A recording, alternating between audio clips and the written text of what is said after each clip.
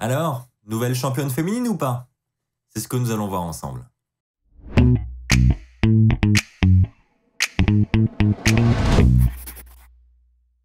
Bonjour à toutes et à tous les amis, c'est Axel de la chaîne YouTube WWE Fan France. On se retrouve comme chaque mardi pour les résultats et la review de cet épisode de Raw avec un gros programme. Mine de rien, on avait beaucoup de catch cette semaine à Raw, donc ça change un petit peu. Beaucoup de catch, moins de blabla, alors est-ce que ça en fait un bon show? Eh bien c'est ce que nous allons voir ensemble. C'est parti, on commence avec le premier point. Nous allons directement commencer cette review avec tout ce qui tourne autour du titre de la WWE. Et cette semaine, c'est un match 1 contre 1 entre Big E et Kevin Owens, match dans une cage. Donc ça avait été annoncé au courant de la semaine dernière et c'était d'ailleurs une excellente surprise. Je trouve que c'est cool d'avoir comme ça des petites stipulations de temps en temps, des petits matchs en cage. Ça fait plaisir. Donc là, honnêtement, ça partait déjà plutôt pas mal, je trouve, cette histoire avec ce match entre Big E et Kevin Owens. Un match qui était assez qualitatif entre les deux, assez serré, voilà. Je m'attendais à ce que ça se termine différemment. On va dire, je m'attendais vraiment à une intervention de Rollins. Enfin, il y a eu une intervention de Rollins, mais je pensais qu'il allait réellement être impliqué sur la fin de match. Au final, on aura une victoire plutôt clean de la part de Big E. Alors, durant le match, on aura Big E et Kevin Owens qui vont tenter de sortir en même temps de la cage. Et c'est à ce moment-là que Seth Rollins va surgir pour claquer la porte au visage des deux hommes. Et ensuite, durant tout le match, on aura Seth Rollins qui tournera autour de la cage pour applaudir, etc. Enfin bref, il est là vraiment pour semer un petit peu la pagaille. Mais à la fin du combat, on a Big E qui va s'emparer de Kevin Owens du haut de la deuxième corde sur son épaule. Et il va partir pour son big ending. Le big ending va passer. À ce moment-là, Big E va commencer à ramper pour sortir de la cage. Mais Kevin Owens va se réveiller et va attraper Big E pour l'en empêcher. Big E va ensuite donner des petits coups de pied à Kevin Owens pour se dépatouiller de lui. Et il va réussir à s'échapper de cette cage. C'est donc Big E qui va remporter ce combat. Alors après le match, évidemment, on a Seth Rollins qui va venir s'attaquer à Big E. Il va également s'attaquer à Kevin Owens. Mais Big E va revenir dans la partie et va finalement prendre le dessus sur Seth Rollins. Et donc là, ensuite, on se dit, ça y est, ça se termine là-dessus, ce segment. Mais non, puisque là, on a une pause publicitaire aux États-Unis. Et lorsqu'on revient de la pause publicitaire, on nous montre un replay de ce qui s'est passé juste avant. Et c'est une attaque de Bobby Lashley. Bobby Lashley qui s'en prend à Kevin Owens, qui s'en prend à Rollins, qui s'en prend à Big E, pardon. Bref, il s'en prend à absolument tout le monde. On voit que Bobby Lashley a l'air clairement intéressé par le titre de la WWE. Alors, deux surprises. Premièrement, c'est qu'il réalise ce spot durant la pause publicitaire. Assez étonnant, hein. Du coup, on ne l'a pas vu en direct, on a vu seulement des replays de ce qui s'est passé. Et la deuxième surprise, c'est Bobby Lashley quand même, qui vient intégrer cette rivalité pour le titre de la WWE. Du moins, c'est ce qu'on pensait hein, au début de ce show. On s'en doutait un petit peu, mais on aura la confirmation plus tard dans la soirée, puisqu'on aura une petite interview de Bobby Lashley en lui demandant pourquoi il a agi comme ça. Et MVP va dire, écoute, on n'aime pas être victime d'injustice comme ça, c'est pas normal. On nous manque pas de respect de la sorte. Donc quand on manque de respect, eh bien on agit. Et c'est ce qu'a fait Bobby Lashley. Donc il trouve que c'est un manque de respect de ne pas être impliqué dans ce match pour le titre de la WWE. Il a donc agi de la sorte. Donc en d'autres termes, je pense qu'on commence à nous teaser cette fois-ci un Fatal 4-Way pour Day One avec Bobby Lashley qui devrait intégrer le match pour le titre de la WWE. Pour être tout à fait honnête, je m'y attendais pas. J'étais très hypé par ce match triple menace. Je me dis que maintenant, si on ajoute Bobby Lashley dans le combat, voilà, ça ne va pas gâcher le combat pour autant. Ça ne peut ajouter qu'un petit peu plus de suspense, ce qui est plutôt pas mal. Les amis, parlons maintenant de ce RK Bronament, ce tournoi organisé par Riddle. On aura une petite interview avant le premier match de ce tournoi où justement Riddle... Orton plutôt dira que c'est Riddle qui a eu l'idée de ce tournoi. Adam Pearce l'a accepté et Riddle va dire on va commenter, interviewer tous les participants, on sera en ringside, etc. Donc il a sa veste et tout, pro-commentateur. Il demande à Orton d'enfiler la veste. Orton va refuser. Riddle va lui dire écoute, le WWE Universe veut te voir avec. Donc Orton va finalement accepter. Les deux vont faire leur entrée et Orton est complètement ridicule évidemment. Il en va de même pour Riddle et on voit que Orton... Voilà, hein, il en a un petit peu marre des gamineries de Riddle, mais bon, il le fait quand même. Hein, il est sympa, notre ami Orton. Il accepte quand même de jouer le jeu. Ils vont ensuite s'installer à la table des commentateurs. Et donc là, on a le premier match de ce RK Bronament avec d'un côté AJ Styles et Omos et de l'autre les Street Profits. Alors, je sais, hein, ça fait des semaines et des semaines que je dis qu'on voit toujours la même chose. Et là, on a encore la même chose. Hein, c'est toujours les mêmes équipes. Mais là, on a un petit enjeu différent. On a cet esprit tournoi. On a...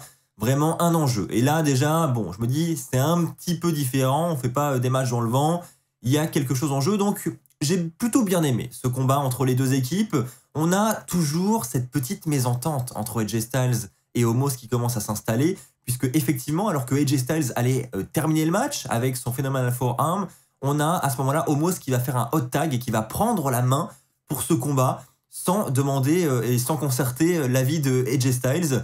Et donc à ce moment-là, AJ Styles il comprend pas déjà. Et Omos, il va se laisser surprendre par Angelo Dawkins, par Montez Ford à l'extérieur. L'arbitre va le décompter à l'extérieur. Et Omos va tellement être occupé à l'extérieur qu'il va être décompté à l'extérieur. Et il va perdre ce combat. On a donc une victoire des Street Profits par décompte à l'extérieur. Et donc évidemment, après le match, on a Omos et AJ Styles qui s'embrouillent un petit peu. C'est léger, hein. On a plutôt AJ Styles qui lui dit « Écoute Omos, il faut qu'on se ressaisisse, etc. » Et Omos, il ne va pas réagir. Il va simplement quitter le ring en laissant AJ Styles sur le ring. Donc voilà, comme je vous le disais la semaine dernière, j'avais l'impression que on avait des premières tensions entre les deux et qu'on se dirigeait peut-être vers une séparation des deux hommes. On semble quand même en prendre la direction. Et en attendant, on a les Street Profits qui se qualifient pour la finale de ce tournoi. On passe désormais au deuxième match de ce tournoi. Un match entre d'un côté Rey Mysterio et Dominic et de l'autre la Alpha Academy, Chad Gable et Otis. Donc là aussi un match assez sympathique à regarder. Là encore, c'est quelque chose qu'on avait l'habitude de voir. Hein. Je vous ai dit, c'est toujours les mêmes équipes. Mais bon, là, il y a toujours cet enjeu entre ces deux équipes. Et donc, à la fin du combat, on a Chad Gable qui va tenter un moonsault qui sera contré par Dominic Mysterio. Et à ce moment-là, Dominic Mysterio va en profiter pour faire un roll-up sur Chad Gable. Et ce sera donc une victoire de Rey Mysterio et de son fils suite à ce roll-up, suite à ce compte de 3. Et donc, on aura en finale Rey Mysterio et Dominic contre les Street Profits. Et l'équipe qui remportera ce combat ira affronter Randy Orton et Riddle pour les titres par équipe. Probablement à Day One, le prochain pay-per-view, j'imagine. Du moins, ça n'a pas encore été annoncé, mais j'imagine que ça aura lieu durant ce pay-per-view. Et donc, après le match, on a, comme tout à l'heure, hein, je ne l'ai pas précisé, mais Riddle qui va monter sur le ring pour aller interviewer les gagnants. Et à ce moment-là, Otis, lui, il n'est pas là pour répondre à des questions. Hein, il en a marre, donc il va directement attaquer Otis. Voilà, il va porter un gros slam sur Riddle. Et donc, fin du segment. Hein, et Riddle, juste avant, avec AJ Styles, il avait un petit peu saoulé AJ Styles avec ses questions. Hein. AJ Styles qui lui a dit « Écoute, t'es bien gentil avec tes questions, mais là, stop, hein, sinon je vais t'enfoncer le micro dans la gorge. » Donc Riddle, niveau interview, il n'est pas encore au top. Hein. Il n'est pas encore au niveau de Kevin Axel, de WWE Fan Patrick. Pas encore.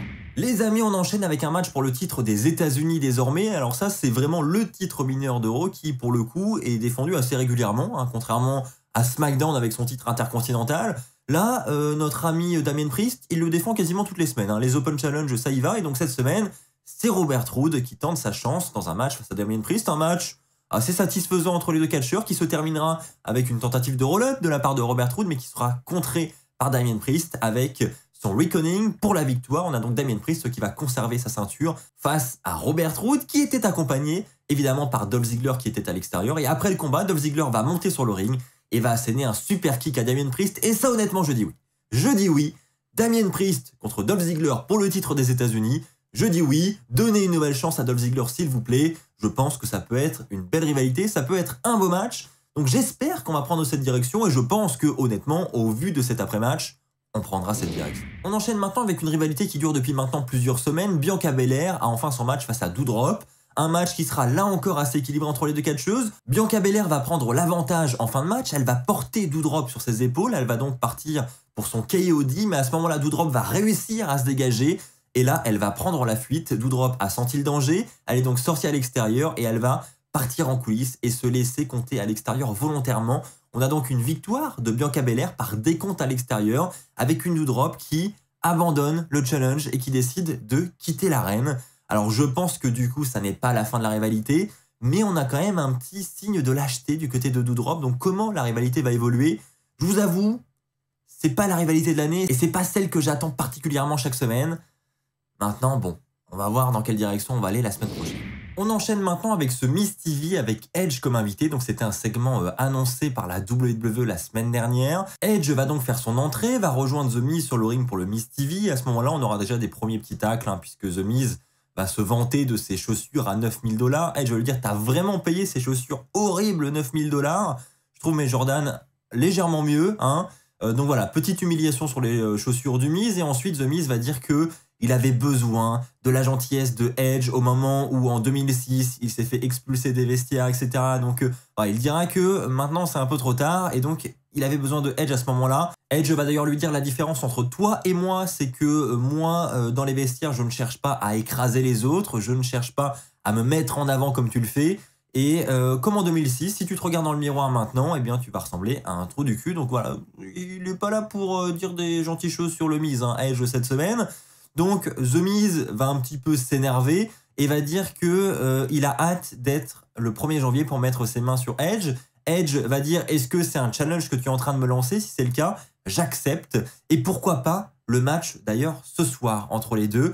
The Miz va refuser, Edge va faire semblant d'attaquer The Miz et The Miz va tomber par terre. Et donc là, Edge va un petit peu se foutre de sa gueule et lui dire écoute, je t'ai pas frappé, est-ce que tu as peur ou enfin comment ça se passe? Bref, grosse humiliation de Edge sur The Miz cette semaine. La rivalité est lancée. D'ailleurs, le match est officiel pour Day One. Et perso, je suis plutôt content puisque je pense que ça peut être une belle rivalité entre les deux catcheurs. Avant de passer au flop de la soirée, parlons de Austin Theory qui va une fois de plus se retrouver dans le bureau de Vince McMahon. Vince va lui demander comment il va, etc. Et il va lui dire écoute, tu auras un match ce soir. Et il va demander à Austin Theory est-ce que tu es surpris? Donc on a toujours cette storyline autour de la surprise. Enfin, Vince McMahon qui essaye d'apprendre à Austin Theory comment préparer des surprises. Et donc là, il lui dit est-ce que tu es surpris? Et donc Austin Theory va évidemment approuver, il va dire oui, je suis surpris. Donc plus tard dans la soirée, on aura un deuxième segment où Vince va lui dire finalement t'es pas prêt, t'auras pas de match. Donc finalement, Austin Theory, bon, il lui dit écoute, mon dernier match c'était pour le titre de la WWE face à Big E, depuis je n'ai rien eu. Et Vince va dire écoute, faut que tu trouves une autre manière de me surprendre. Et on a donc ensuite notre ami Austin Theory qui va commencer à faire des jumping jacks à côté de notre ami Vince McMahon pour essayer de l'impressionner. Donc il va ouvrir sa veste et tout, regarde mes abdos, je te fais des jumping jacks, voilà, hein, t'es impressionné. Et Vince McMahon dit arrête, il va commencer à s'énerver, il lui dit arrête, faut que tu trouves une autre manière de m'impressionner. Et Austin Theory dit ok, j'ai une idée. Et donc plus tard dans la soirée, on aura un match entre Finn Balor et T-Bar. Le match aura lieu, Finn Balor va prendre l'avantage, va terminer le match avec son coup de grâce, et après le match, on a Austin Theory qui va sortir de nulle part et qui va venir attaquer Finn Balor et qui va asséner son finisher sur Finn Balor. Au passage, je suis toujours un grand fan de son finisher, hein, je le trouve vraiment magnifique, autant parfois on a des finishers qui peuvent paraître un petit peu basiques, autant celui-ci, il est assez beau à regarder et puis il a vraiment l'impression d'être destructeur, quoi. Donc j'aime beaucoup le finish de Austin Theory. Et ensuite, on a évidemment Austin Theory qui va prendre des selfies avec Finn Balor qui est KO au sol. Donc j'imagine que la semaine prochaine, on aura un segment avec Austin Theory qui ira montrer ses selfies à Vince McMahon. Donc je ne sais pas encore dans quelle direction ils veulent aller avec Austin Theory et Vince McMahon. En attendant, on a un truc qui dure sur le long terme entre les deux. Donc est-ce que Austin Theory sera bel et bien le nouveau petit chouchou de Vince McMahon? Est-ce que Vince McMahon va le pousser vers les sommets? Il faudra encore être patient pour le savoir, mais en tout cas, d'un point de vue perso, je l'espère sincèrement. Ceci étant dit, passons au flop de la soirée.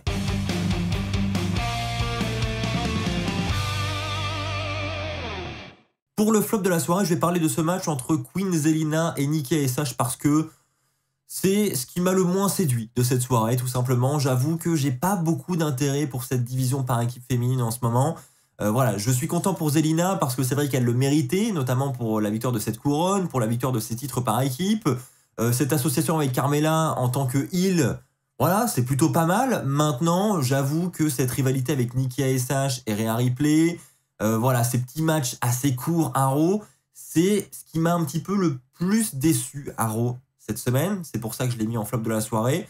On a donc un match, comme j'ai dit, très rapide qui se terminera avec un code red de Zelina Vega pour la victoire. Et on a donc après le match une Rhea Ripley qui va venir consoler Nikki ASH dans le ring. Et donc le match va se terminer sur ces images. Comme je vous l'ai dit, c'était un segment assez court et qui était, à mon goût, un petit peu décevant. Bref les amis, passons maintenant au top de la soirée.